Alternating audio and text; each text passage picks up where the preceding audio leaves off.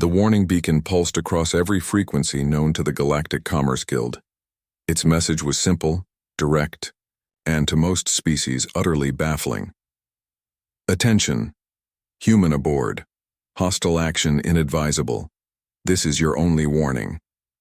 Captain Vexthor of the Crimson Talon read the transmission twice, his four eyes blinking in sequence. A human, one human. His crew of 40 battle-hardened Cresian raiders had toppled merchant vessels 10 times the size of this pathetic cargo hauler. His mandibles clicked in what passed for laughter among his kind. "They think one Deathworlder will frighten us," he hissed to his first mate. "Prepare boarding party. Let's see what treasures they're so desperate to protect." The cargo vessel Meridian's Hope hung in the void like a wounded animal, its engines deliberately powered down. Inside, Aliana checked her weapons one final time. The young pilot's luminescent skin dimmed with concern as she glanced at her human companion. "James, there are 40 of them. 40. Are you certain about this?" James Martinez finished securing the last magnetic lock on his boots and smiled. That peculiar human expression that Aliana had learned meant either genuine joy or imminent violence. In this case, she suspected the latter. "Ali, I've told you before. You send the warning, you give them the choice. They made theirs." He cracked his knuckles, another bizarre human habit. "Besides, they're Cresians. Ambush predators. They think we're prey. You're not concerned?" "Oh, I'm concerned," James said, checking the charge on his plasma cutter. "I'm concerned they might damage the cargo. Medical supplies for the Outer Rim colonies? Kids need that stuff." Aliana had been working with James for 6 standard months. She'd seen him negotiate trade deals with the patience of a Zen monk, repair damaged equipment with the delicacy of a surgeon, and tell jokes so terrible they somehow circled back to being funny. But she'd never seen this side of him, this cold. Calculated preparation that every other species in the galaxy seemed to know about humans except her.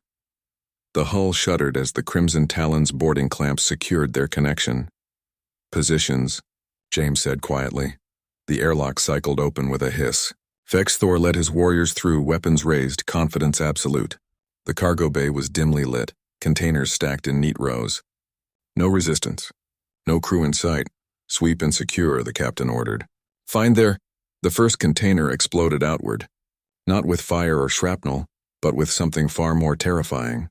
A human in motion. James hit the boarding party like a meteor. His first strike took down 3 Cresians before they could even process what was happening. The plasma cutter, never designed for combat, carved through their armor with brutal efficiency. A Cresian warrior lunged at him with a shock blade. James caught the arm, twisted, and used the alien's own momentum to send him crashing into his companions.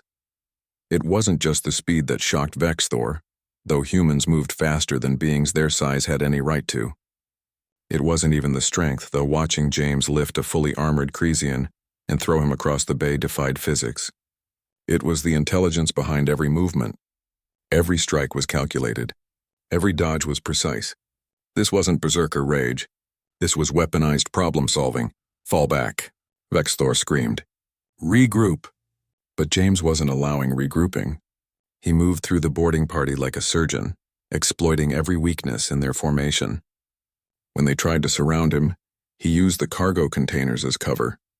When they attempted to overwhelm him with numbers, he bottlenecked them in corridors.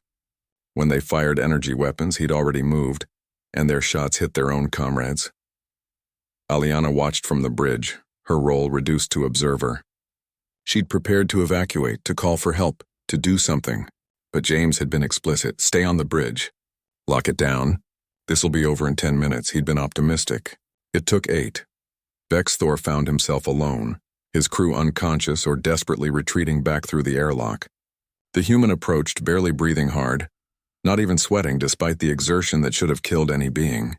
Blood, none of it his, covered his arms. "You were warned," James said simply. "The beacon gave you a choice. What are you?" Vexthor gasped. James tilted his head. "I'm a cargo hauler. I deliver medical supplies. I like bad coffee and old Earth music." He stepped closer. "But my people?" "We climbed to the top of a death world's food chain. We hunted megafauna with pointed sticks. We looked at the stars and decided they weren't far enough away. Every predator species in the galaxy evolved to hunt. We evolved to hunt the hunters." He grabbed Vexthor by the armor and dragged him toward the airlock. So when that beacon tells you there's a human on board, when it warns you for your own safety, James shoved the Cresian captain through the airlock. Believe it, the Crimson Talon disengaged and limped away at maximum speed, leaving behind 18 unconscious raiders and one very specific story that would spread through the pirate channels like wildfire. Aliana emerged from the bridge as James surveyed the damage. Are they alive, all of them? Banged up, but they'll recover. He winced, finally showing signs of fatigue, though I might have dislocated a few things. And definitely bruised some egos. You could have killed them all. Could have, James agreed, sitting down heavily. But I'm a cargo hauler, not a soldier. Those medical supplies? They're for healing people, not avenging them. He looked at her seriously. But I'll protect what matters. Every time. Aliana began the engine restart sequence. Her understanding of humans fundamentally changed. They were capable of extraordinary violence, yes. But it was their choice not to employ it that made them truly terrifying. As the Meridian's hope jumped to hyperspace, another message broadcasted across pirate frequencies. It was Vexthor's own transmission, sent from his retreating ship. The warning is real. The human is real. Do not engage. In the vast database of the Galactic Commerce Guild, the Meridian's Hope received a new designation: protected vessel, human crewed. It would never be bothered by pirates again. ND